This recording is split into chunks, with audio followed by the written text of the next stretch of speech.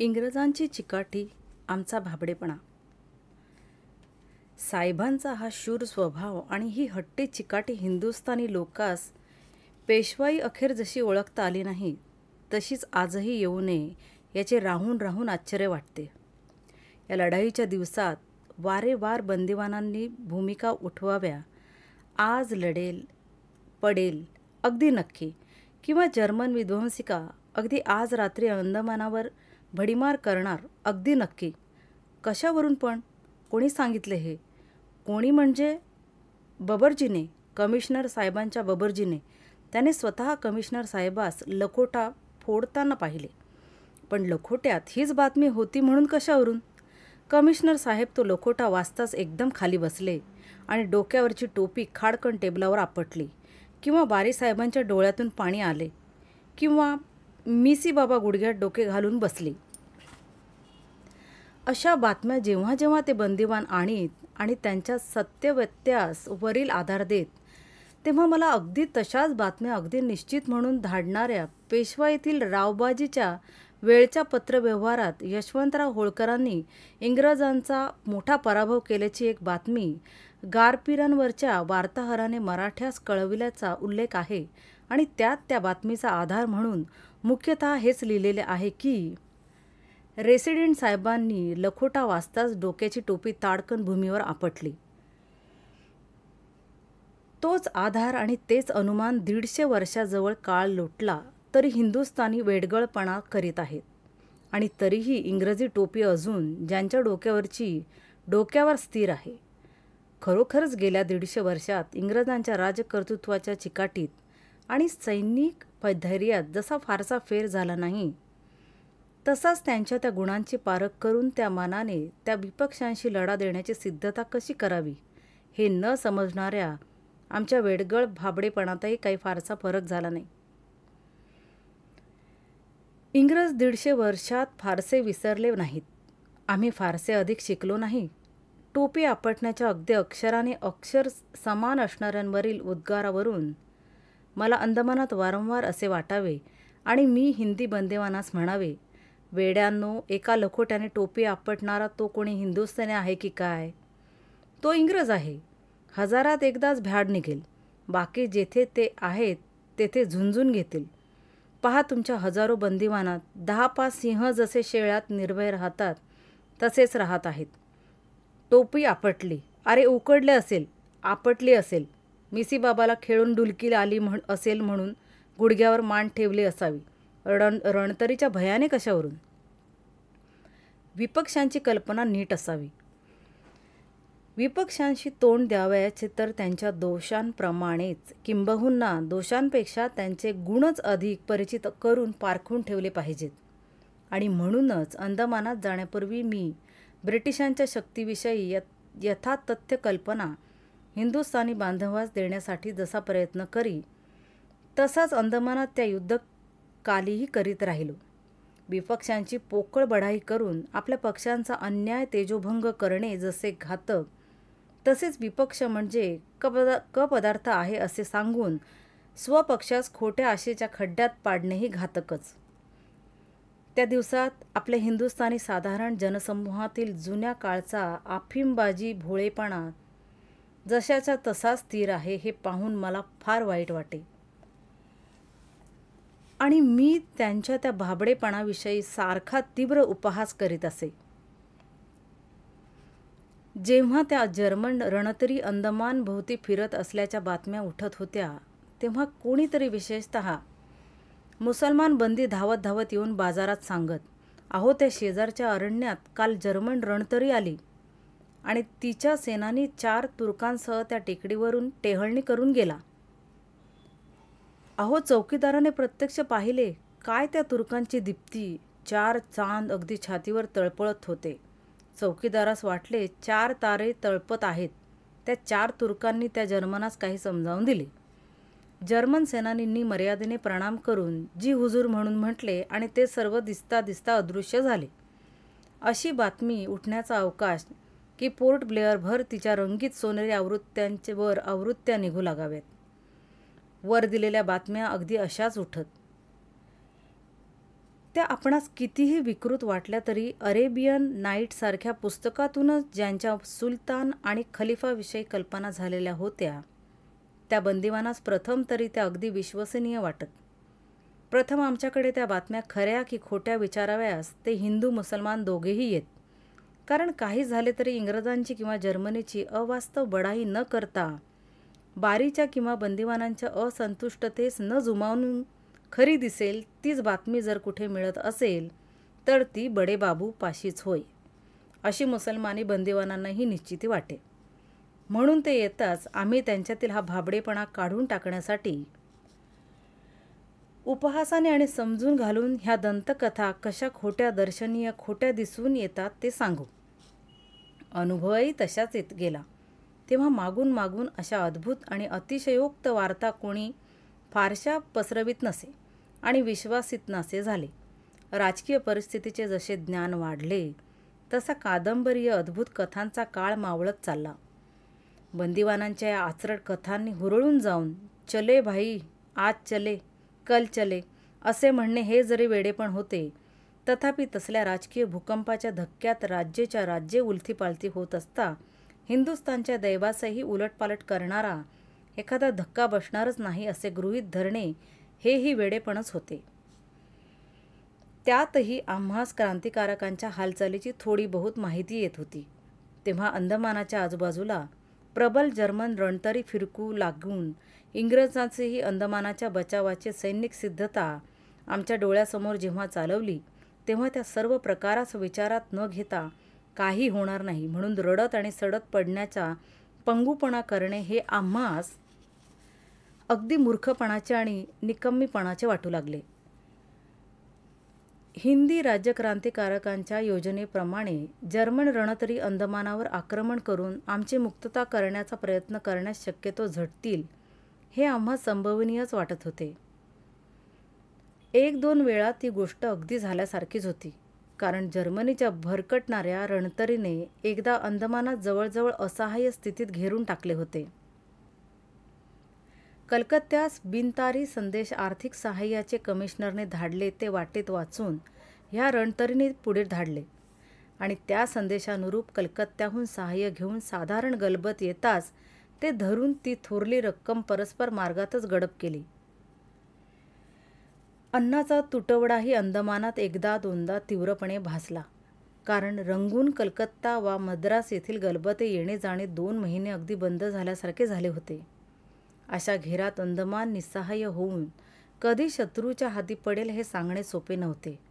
जर अशी वेळ आलीच तर ती संधी येण्यापूर्वीच त्या अपूर्व घटनेच्या प्रसंगी कसे वागावायचे हे पूर्वीच न ठरवणे म्हणजे अजागळपणाची पराकाष्ठा झाली असती.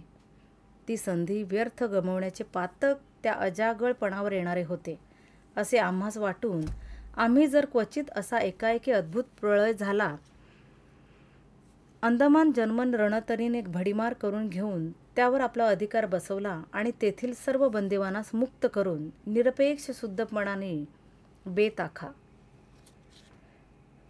जर्मन रणतरीचे हे बेत हिंदी क्रांतिकारकांच्या योजनेच्या परिचयाने आम्हा स्पष्ट दिसत होते. आमच्या वळणातील राजबंदी आणि साधारण बंदिवान यामधील विश्वासू पुढाऱ्यास आम्ही ते समग्र समजावून दिले आणि असा प्रसंग येताच आपले कर्तव्य काय होईल त्याची एक सुसंगत योजना निवडक लोकांस सांगून ठेवली. त्या योजनेनुरूप बंदिवानांची मते बनवण्याचे काम वसाहतीत चालू होते. भाबडेपणाने इंग्रजांची सत्ता उलथेल असे समजू नका, परंतु अंदमान पुरते तरी ते अचानक छापा घालून इंग्रजांचे हातून हिसडून घेणे व काही काळापुरते तरी त्यास आपले केंद्र बनवून आजूबाजूस राज्यक्रांतीच्या ठिणग्या पसरून देणे हे जर्मन रणतरीस साधले तर चटकन साधून जाणारे आहे हेही विसरू नका. तर तशा प्रसंगी आपल्या हाती काय करणे शक्य आहे याचा विचार करून प्रथमपासूनच संघटितपणे स्वसंरक्षण आणि स्वकर्तव्य कसे करावयाचे ते ठरवा. आशाळू भाबडेपणाने नव्हे तर निरपेक्ष सुज्ञपणाने ठरवा असे आम्ही सांगून सर्व बंदिवानास सावधान करीत राहण्याचा यत्न करू लागलो. जर्मन बेताची आणि हिंदी क्रांतिकारकांच्या आम्हा सर्वांस अंदमानाहून सोडवून नेण्याच्या खटपटीची ही आमची धारणा बरीच साधार होती हे आता रोलट रिपोर्ट आणि इतर प्रसिद्ध वृत्तांतवरून सिद्ध झालेलेच आहे. पहिल्या वर्षांमध्ये तरी हे त्याचे बेत सफल होणे मुळीच असंभवनीय नसून एकदा दोनदा तर ते सफल होत आले होते हेही त्या वृत्तांतावरून आणि युरोपियन अधिकाऱ्यांनी मागाहून स्वतःच सांगितलेल्या वृत्तावरून उघड आहे. एमडेन धरली जाताच सरकारास हे बेत नक्की कळून राजबंदीवानांच्या कारागाराभोवती एखाद्या लढाऊ किल्ल्यासारखी सज्जता कशी केली गेली हे मागे सांगितलेच आहे. त्यात एका देशभक्ताने बारीसाहेबास अशीही एक कंडी जाऊन सांगितली की सावरकरास कारागारातून अचानक उचलून नेण्यासाठी जर्मनीच्या वतीने एक विमानही येण्याची बोलणी चालली आहेत. या विमानाच्या काल्पनिक अवतरणास रोखण्यासाठीच की काय त्या वेळेपासून नुसत्या तुरुंगातच असणाऱ्या गोऱ्या सैनिकांच्या पहाऱ्याच्या जोडीस सशस्त्र बंदुका भरून पट्टे चढवून सिद्ध असलेल्या शिपायांची तुकडी त्या कारागाराच्या मध्यभागी असलेल्या एका उंच गुंटीचे माथ्यावर दिवसभर सक्त पहारा देत बसवली होती. युद्ध बंद झाल्यावरही कित्येक महिने ही व्यवस्था तशीच चालू होती. आमच्या हालचालींवर आणि बोलण्या चालण्यावर जर्मन रणतरीच्या आक्रमणापासून अर्थातच अत्यंत कडक दृष्टी ठेवण्यात आली होती आणि त्यामुळे व्यावसायिक चुगलखोर वाटेल त्या खऱ्या खोट्या कंड्या आमचे विरुद्ध पिकवून अधिकाऱ्यांची प्रसन्नता संपादन करण्यात चूर झाले होते. त्यातही त्या वसाहतीत जेव्हा गोरी सैनिक पलटण येऊन उतरली तेव्हा तर अधिकच भर पडली. त्या गोऱ्या सैनिकास त्या वृक्ष आणि एकांत बेटात करमणुकीची इतर साधने नसल्यामुळे आमच्याविषयी, आमच्या क्रांतिकारक कृत्यांविषयी, जर्मनीशी असलेल्या आमच्या गुप्त संबंधाविषयी मनसोक्त गप्पा मारण्याची तेवढीच एक वेळ घालवण्याची करमणूक उरली होती. त्यांच्या मंडळातून, टोळ्यातून आणि चांगल्या शहाण्या सुरत्या अधिकाऱ्यांच्या चर्चेतून आमच्याविषयी आणि आम्हास सोडवू पाहणाऱ्या जर्मन रणतरीविषयी कोणत्या काल्पनिक आणि अद्भुत दंतकथा प्रचलित होत्या हे अनायासेच प्रकट करणारा कलकत्त्याच्या डिचरचा कॅपिटलमधील लेख प्रसिद्धच आहे आणि त्याचा उल्लेखही क्वचित पुढे येईलच. आमच्यामुळे जगास अंदमान कळले. आम्हा हिंदी राजबंद्यास सांभाळणे तर मग इतकेच सुलभ नव्हते. जिवंत जगतास पारखे होऊन ते मेल्यासारखेच समजून त्यांचा सर्वांस विसर पडावा म्हणून आम्हा सर्वांस अंदमानाच्या काळ्या पाण्यावर नेऊन बंदीत टाकण्यात स्मशानातील पुरलेल्या प्रेताहून आता याची अधिक चिंता करणे न लगे म्हणून बहुतेकास हायसे वाटले. परंतु अंदमानामुळे आमचा विसर जगास पडला नाही, तर आम्हामुळे अंदमानाची आठवण जगात झाली आणि कारागारास लढाऊ किल्ले करून आणि व्यापारी बंदरास विध्वंसकांच्या आणि रणतरीच्या तोफांचा पहारा ठेवून आमचे रक्षण करावे लागले. या घटनास पाहून आम्हास आमची जिवंतपणे मेल्यावरही अशी आठवण ठेवणाऱ्या आमच्या पूर्व काळातील सहकाऱ्यांविषयी कृतज्ञता वाटल्या वाचून राहिली नाही आणि त्या कारागारात त्या अत्यंत भयंकर परिस्थितीतही एक प्रकारचे उत्तेजन आणि आधार मिळाल्यासारखे भासले. हे या ऐतिहासिक वृत्तांत न सांगता लपवून ठेवण्याचा प्रयत्न करणे व्यर्थ आहे. किंवा कोणाच्या चुगलीने आम्हावर राजकोपाचा कोणता आघात होईल हे त्या दिवसात सांगणे शक्य नव्हते. ती चिंताही वाटत नव्हती असे नाही. तथापि त्या चिंतेतही हिंदुस्थानच्या राजकीय प्रश्नास महायुद्धात इतके आंतरराष्ट्रीय महत्त्व प्राप्त झाले हे पाहून राजबंदीवानास थोडे बहुत समाधान न वाटणे अशक्य होते. आपल्या राजकीय महत्त्वाकांक्षाही या जागतिक भूकंपात सफल होतील का मरुभूमीचे फळाफुलांनी डबडबलेल्या उद्यानात रूपांतर होईल का केवळ फुलाफळांनी डबडबलेल्या उद्यानाचे जाळून पोळून रेताड मरुभूमी बनवण्यातच ह्या प्रचंड सामरिक भूकंपाचा शेवट होणार आहे. ह्या चिंतेच्या, ह्या आशेच्या, ह्या भयाच्या खांद्यावर चढचढून ते राजबंदीवान अंदमानाच्या बंदिशाळेतील अंधाऱ्या कोठड्यांच्या निराश तमातून वर्तमानांच्या भिंतीपलीकडे भविष्याच्या प्रकाशास पाहण्यासाठी सारखे उत्कंठ होऊन राहिलेले होते. अंदमानात शेकडो राजबंदीवानांचा लोट पुन्हा लोटतो. जर्मन रणतरींच्या अंदमानावर छापा घालण्यासाठी ह्या झटापटी चालल्या असता एक दिवस वर्तमानपत्राचा तुकडा आमच्या एका लेखक सहकार्याने हाती दिला. चाळीतील कोपऱ्यात तो उघडून छपून वाचू लागलो. तो मथळ्यात लिहिलेले आढळले, म्युटिनी ॲट मेरठ मेच्या संधीस मिरतला ठेवलेल्या सेना निवेशामध्ये बंड करून उठण्याचा कट केलेला उघडकीस आला. कित्येक लोक धरले गेले, कित्येक पुढे फाशी गेले. ती सैनिक उठावणीची फार तार वाजताच अंगात थर्र झाले. 1857 वर्षी याच मिरतला याच मे महिन्याच्या संधीस सैनिक विद्रोहास प्रारंभ झाला. तीही एका क्रांतीच्या देशव्यापी कटाची नुसते ठिणगी होती. ही आजची मिरजची घटना खरीच का एखाद्या विस्तृत देशव्यापी क्रांतीच्या कटाची अकाली उडालेली ठिणगी आहे? नसती तर तिला सरकार इतके प्रसिद्ध करण्या इतके महत्त्व देते ना. नसली तरी देखील या 10 वर्षात केवढा फरक झाला. असंतोष, आवेदने, अभ्यर्थना, निषेध, कट, दंगेधोपे, आघात, प्रत्याघात, पिस्तुले, शस्त्रे, चकमकी आणि आता सैनिक उठावणी आणि बंडे यांच्या भूमिका. कुठून गाडे कुठे आले. 57च्या क्रांतियुद्धापासून बंड हा शब्द या देशाच्या कोशात सहजा झळकला नव्हता. ती कल्पनाच उरली नव्हती. महायुद्धाच्या आगीतून आज ती पुन्हा भडकली. देशाचे धाडस तापमानाच्या ह्या अंशापर्यंत चढले.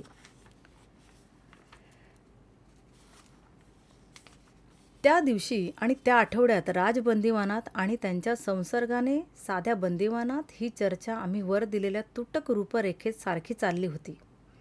तोच लाहोरची आणि पंजाबातील कटांची आणि क्रांतिकारक उठावणीची बातमी आली.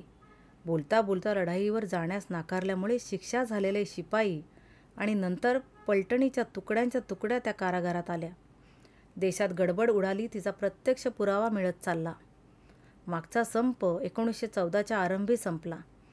तेव्हा जन्मठेपीच्या राजबंदीवानास अंदमानास ठेवून अवधीच्या बहुतेक राजबंदीस स्वदेशी कारागारात धाडण्याचे निश्चित होऊन त्याप्रमाणे ते धाडले गेले होते हे मागे लिहिलेच आहे.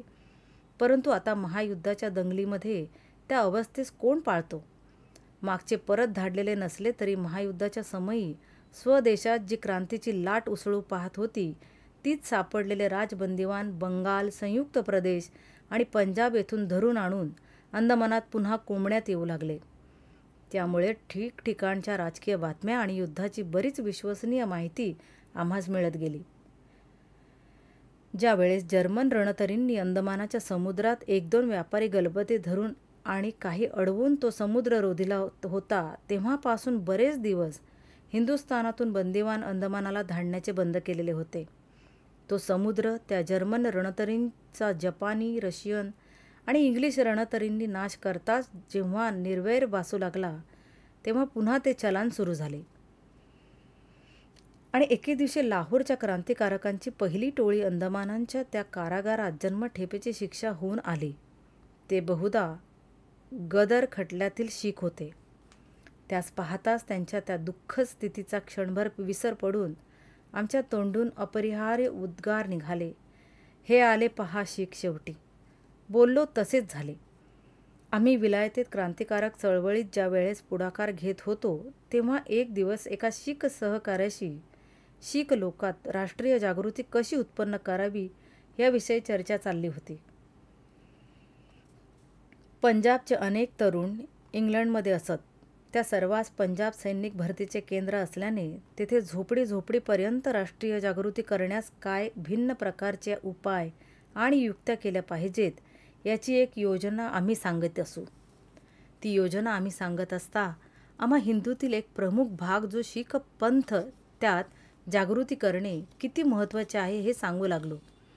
तेव्हा ते शीख गृहस्थ किंचित निराशेने म्हणाले, शीखास धार्मिक मंडूकतेचा झालेला रोग बरा करून अखिल भारतीय ममत्व उत्पन्न करणे आणि त्यांच्या धार्मिक उत्साहास राष्ट्रीय वळण देणे सध्या तरी फार कठीण आहे. तेव्हा आम्ही म्हणालो, मित्रा तूही शीख नाहीस का? मग तुझ्यासारख्या एखाद्या सरकारी मवाळ कुटुंबात जन्म आणि शिक्षण झालेल्या शिखातील उच्च वंशज तरुणास राष्ट्रीय धर्माची दीक्षा आणि त्यागाची शक्ती जर इतक्या थोड्या कालात देता आली तर काय इतर शिखास ती देता येणार नाही? मी शीख इतिहास लक्षपूर्वक अभ्यासला आहे. मी सांगतो ही योजना पुढे ठेवून जर तुम्ही प्रयत्न कराल, स्वदेशात परदेशात शीख भेटेल तिथे यत्न कराल तर 5 वर्षाच्या आत आपले ते शीख वीर तुम्हास खांद्याशी खांदा भिडवून लढताना तुम्हास आढळतील. ही गोष्ट 1908 ते 9च्या संधीस घडली होती. त्या गोष्टीची आठवण आम्हास त्या कारागारात त्यावेळेस आली आणि आम्हा आमच्या सहकाऱ्यास म्हणालो, ते शीख पहा आले की नाहीत. आता ते आपले नेपाळी बंधू तेवढे उरले.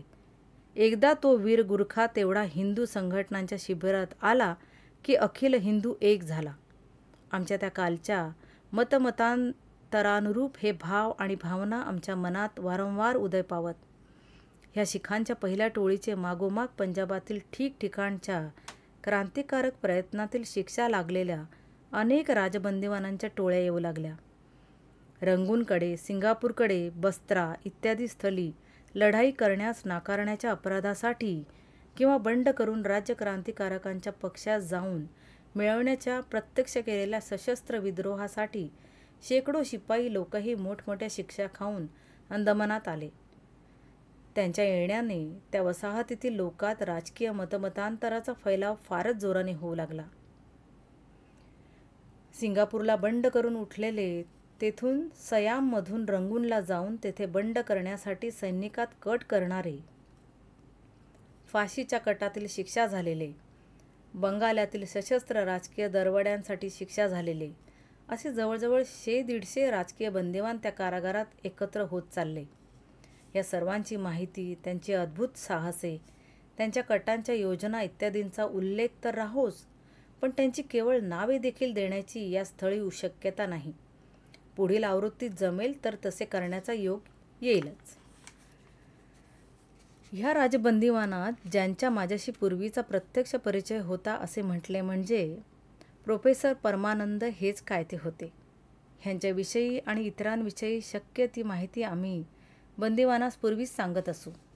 त्या योगे आणि ते सर्व बंदिवान येताच त्यांच्या तोंडून त्यांच्या ध्येयाची, त्यागाची, त्यांच्यातील ज्या शेकडो जणांनी फासावर किंवा उघड सशस्त्र चकमकीत प्राणत्याग केला, त्यांच्या अद्भुत चरित्राची, त्यांच्या कटांच्या योजनांची, लढाई प्रत्यक्ष पाहिल्यांच्या तोंडून फ्रान्स आदिक रणस्थानातील युद्धांची माहिती ऐकत त्यामुळे त्या वसाहतीतील राजकीय जीवनात फारच मोठा फरक झाला. त्या हजारो बंदिवानात जगतातील उच्च वातावरणात झालेल्या घडामोडींचा विचार करण्याची बुद्धिशक्ती आणि क्षमता यावी आणि हिंदुस्थानच्या विस्तृत राष्ट्रीय जीवनात त्यांनी भाग घ्यावा असे शिक्षण देण्याचा जो आमचा प्रयत्न चाललेला होता, त्यास ह्या शेकडो राजबंदिवानांच्या आगमनाने महत्त्वाचे सहाय्य झाले. त्यांच्यात माझ्या प्रत्यक्ष परिचयाचे असे प्रोफेसर परमानंद हे जरी एकच गृहस्थ होते, तरी त्यांच्यातील बहुतेकास माझी माहिती होतीच. इतकेच नव्हे तर त्यांच्यातील बहुतेकांनी माझ्या लेखांचा आणि पुस्तकांचा अभ्यास केला होता. त्यांच्या मनात मजविषयी असलेल्या ह्या पूज्य भावनेमुळे ते आत पाय ठेवताच माझ्या भेटीसाठी साहजिकच आतुर होत. अधिकाऱ्यांनी मला त्यांच्यापासून दूर ठेवण्याचा प्रथम पुष्कळ प्रयत्न केला, तरी शेवटी केवळ तितक्या मोठ्या संख्येस त्या कारागारात सांभाळणे अशक्य झाल्यामुळेच त्यांच्याशी माझे दळणवळण सर्रास सुरू झाले. अमेरिकेतील गदर पत्रात माझ्या 57च्या क्रांतियुद्धाचे भाषांतर हिंदी, उर्दू आणि क्वचित पंजाबी भाषेत होत असे हे त्यांनी मला सांगितले. त्यांच्यातील एका गदर पक्षाच्या उच्च शिक्षित प्रमुख पुढाऱ्याने, ज्याने लाहोरच्या खटल्यात मरणाची शिक्षा होत असताही आपला बचाव करण्याचे साफ नाकारून क्रांतिकारक यत्न मी केलेच होते, मग बचाव तो काय करावयाचा म्हणून शेवटपर्यंत आपला निश्चय सोडला नाही. त्याने मला सांगितले की मी एक हौशी मनुष्य होतो, राजकारणात काही भाग घेत नसे, पण एकदा एका स्नेहाच्या आग्रहाने आपले 57चे क्रांतियुद्ध हे इंग्लिश पुस्तक वाचावयास घेतले. तो दिवस आणि संबंध रात्र ते वाचित होतो. संपवून दूर ठेवले आणि तेव्हापासून माझे जुने जीवनही दूर झाले. मी राष्ट्राच्या विमोचनाची शपथ घेतली आणि येथपर्यंत आलो. आम्ही विनोदाने येथपर्यंत या शब्दावर कोटी करून म्हटले तर मग ते पुस्तक म्हणजे अंदमानाचे तिकीटच झाले आहे म्हणावयाचे. पूर्वी सैन्यात चाकरी केलेले आणि नंतर स्वकष्टाने परदेशात जे हजारो रुपये त्याने मिळवले होते, ते गदर पत्रात क्रांतिकारक लेख वाचताच त्या कार्yi निनावी दान देऊन टाकणाऱ्या एका वृद्ध शीख राजबंद्याने सांगितले की चीनमध्ये केव्हा केव्हा तेथील प्रागतिक लोक हिंदुस्थानची चर्चा करता विचारित की तुमचे ते सावरकर कोठे आहेत, सध्या कोणत्या कारागृहात आहेत. यावर त्यास आमच्या अंदमानातील घाणा फिरवणे इत्यादी कष्टांची माहिती या शिखांनी सांगताच ते कळवळून उत्कट दुःख प्रदर्शित करीत. आम्ही विलायतेत असता त्यावेळेस संन्यस्तेनच्या पुढारीपणाखाली असलेल्या चीनच्या क्रांतिकारक केंद्रात आणि वर्तमानपत्रात हिंदुस्थानची माहिती प्रसिद्ध करण्याचा प्रयत्न करीत असू. त्यापैकी काही चिन्यास तरी आमची आठवण त्या 1915 ते 16व्या वर्षापर्यंत होत होती हे पाहून आम्हास ती विलायतेतील प्रयत्न अगदी विफल झाले नाहीत असे वाटू लागले. त्या तेलाने असंतोषाचा अग्नी भडकवला. या घाण्याच्या गोष्टीवरून आम्हास घाणा फिरवावा लागला. ही बातमी अमेरिकेतच प्रथम कशी प्रसिद्ध झाली ती गोष्ट आठवली. हे आमच्या शीख बंदिवानांपैकी काही शूर आणि ध्येयनिष्ठ शिखांना कर्तव्योन्मुख करण्यास ती गोष्ट उत्कटपणे कारणीभूत झालेली होती. ते सांगत, तुम्हास तेलाच्या घाण्यात जुंपलेले आहे असे चित्र क्रांतिपक्षाने छापलेले होते. ते अमेरिकेत विकीत चाललेल्या मुलांपाशी आम्ही पाहिले तेव्हा आम्हास अत्यंत खेद होऊन डोळ्यात आसवे उभी राहिली आणि वाटले, अरे रे, आपल्या राष्ट्राच्या उद्धारासाठी हे असले थोर पुरुष हे हाल सोशीत असता आपण दारूचे पेले उडवीत आणि पैसे मोजीत रममाण व्हावे, ही केवढी लाजेची गोष्ट आहे. या प्रकारच्या तीव्र पश्चातापाने राष्ट्रकार्यार्थ आपणही काही करावे अशी उत्कट इच्छा त्यांच्यात उत्पन्न होऊन त्यांनी तिकडे कमवलेल्या हजारो रुपयांच्या मतेस शेवटी लाथ मारून हे शीख, जे लोक हिंदुस्थान स्वतंत्र करण्यासाठी अमेरिकेत हिंदुस्थानात शिर हातावर घेऊन निघाले त्याबरोबर निघते झाले. ह्या अशा आम्हाविषयीच्या त्यांच्या अनुभवाच्या प्रत्येकी ते कितीतरी गोष्टी सांगत त्यांच्यातील 1-2च आठवणी वर दिल्या आहेत.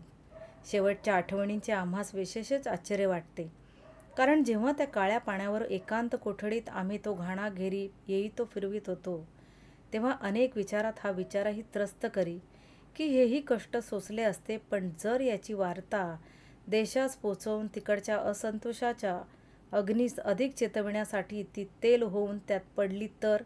पण ही बातमी, या अंधेऱ्या कोठडीतील हे कष्ट देशास कसे दिसणार, ही बातमी देखील त्यांना कुठची समजणार. त्या विचारांचा विवेकाचे बळे तेव्हा कसा उपशम केला ते मागे दिलेच आहे. परंतु ही आठवण त्या माझ्या शीख मित्रांनी सांगताच मला अर्थातच वाटले की घे, ज्यांची बातमी देखील कोणास कळत नाही अशा यातनाही सोचल्याच पाहिजेत. त्या निष्फळ दिसणाऱ्या यातना सहन करणे हा राष्ट्राच्या एकंदर यातना सफल करण्याचे कार्यक्रमात एक अपरिहार्य भाग असतो. म्हणून त्या कोणास न कळल्या तरी विशेष चिंता नको होती. पण योगायोगाने त्या यातनांची बातमी स्वदेशास पोचून त्यांचा प्रत्यक्ष उपयोगही झाला पहा. त्या घाण्याने पडणारा तेलाचा थेंब थेंब त्या बादलीत गळत नव्हता, तर देशोदेशी प्रज्वलित झालेल्या असंतोषाच्या अग्निकुंडातच जाऊन गळत होता. हे घे त्याचे प्रत्यंतर. या शिखांपैकीच एकाने मला सांगितले की त्याच्यापाशी असलेली माझ्या जप्त झालेल्या 57च्या स्वातंत्र्य समराची प्रत त्याने ब्राझीलमधल्या एका मित्रास धाडली होती. पुस्तक भारतीय तरुणास इतके हवेसे झाले होते की ती प्रत त्या मित्रापासून हातोहात जात जात एकाने 150 रुपये देऊन विकत नेली. अशा अनेक वैयक्तिक बातम्यांबरोबरच आम्हास त्या त्या कार्यक्षेत्रात ज्यांनी प्रत्यक्ष भाग घेतलेला होता अशा पुढाऱ्यांकडून आणि अनुयायांकडून Siam, Canada, Singapore, Brahmadesh, America, Europe, Bengal, Punjab इत्यादी अनेक ठिकाणी झालेल्या क्रांतिकारक कटांचा कोमागाटा मारूपासून तो महायुद्धाकालीन पंजाबातील उठावणीपर्यंतच्या अनेक सशस्त्र चकमकींचा आणि विदेशातील हिंदुस्थानी राजकीय परिस्थितीचा बहुतेक इत्थंभूत अगदी गुप्त आणि अगदी प्रकाशमय झालेला असा इतिहास पुष्कळ अंशी कळून चुकला. त्यावेळेस या एकंदर चळवळी सुसंगत सूत्रात गोवून हिंदुस्थानातील 1909च्या आरंभापासून तो महायुद्ध संपेपर्यंतच्या कालातील क्रांतिकारक रत्नांचा एक संकलित इतिहास लिहिण्याची इच्छा आम्हास वारंवार होत असे. परंतु तेव्हा कारागारात ते लिहिणे अशक्य होते. पुढे कधी तो इतिहास तुम्ही लिहिलाच पाहिजे म्हणून आमचे शीख अधिक सहकारी मित्र जेव्हा आग्रह करीत तेव्हा आम्ही गंभीर विनोदाने म्हणावे, मित्रांनो, इतिहास करणे हे आपल्या पिढीचे मुख्य काम आहे. इतिहास लिहिणे हे दुय्यम, ते पुढील पिढी क्वचित करेल. पंजाबातील लाहोरच्या गदर खटल्यातील पहिली टोळी आल्याबरोबर कारागारात त्यांची व्यवस्था कडकपणे ठेवण्याची अधिकाऱ्यांनी शक्य ती सक्ती केली. तथापि मागील अनुभवावरून सावध होऊन त्यांच्यातील सर्वात सरसहा घाण्याचे काम न देता सशक्त आणि श्रमजीवी अशा काही जणांस दिले. परंतु चंचू प्रवेश होऊ द्याल तर लवकरच तुमच्यातील प्रत्येकाकडून ते घाण्यात जुंपून तेल काढवतील. तेव्हा तुम्ही पहिले जे गेला आहात तेच मुळी घाण्याचे काम करण्यास नाकारा, असा पूर्वीच्या सर्व मित्रांनी त्यास अनुरोध केला. त्याप्रमाणे त्यांनी हे बैलाने करावयाचे काम आम्ही करणार नाही म्हणून साफ कळवले. पूर्वी राजबंदीवान मुठभर होते, तरी त्यांच्याकडून या घाण्यात पायी कोण संप, दांडगाई आणि विरोध झाला ते न विसरलेले अधिकारी आता ह्या 40-50 राजबंदीवानांच्या पंजाबी टोळ्यांशी भलतीच अकस धरून बसणार नाहीत हे आम्ही जाणूनच होतो. ह्याप्रमाणे 1 आठवडाभर होईल ते तेल करा. आम्ही पुढे पुन्हा कोलू कोणास देणार नाही, असे अधिकाऱ्यांनी बोलणे लावले.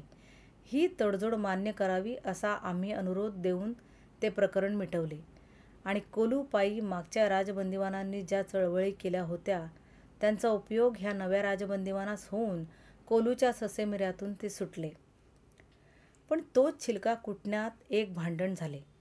त्या टोळीतील अनेक तिखट स्वभावी तरुण कारागारात पहिल्याच दिवशी साष्टांग दंडवत घालून शरण येणे शक्य नव्हते हे उघड दिसत असताही वारीच्या हाताखालील काही उर्मट पठाणादी तंडेलांनी काम मोजून देता घेता या राजबंदीवानातील काही जणांचा इतर बंदीवानांचा करावा तसा उपमर्द केला. त्याचा प्रतिकार त्या पाणीदार राजबंदीवानांनी तिथेच करण्यास कमी केले नाही. ह्याचा प्रतिवाद बंदीपालापर्यंत जाऊन त्या राजबंद्यांपैकी जो झाशीकडचा एक अगदी निर्भय आणि निधडा परमानंद नावाचा तरुण होता, त्याच बंदीपालाने कार्यालयात चौकशी करण्यास बोलावले.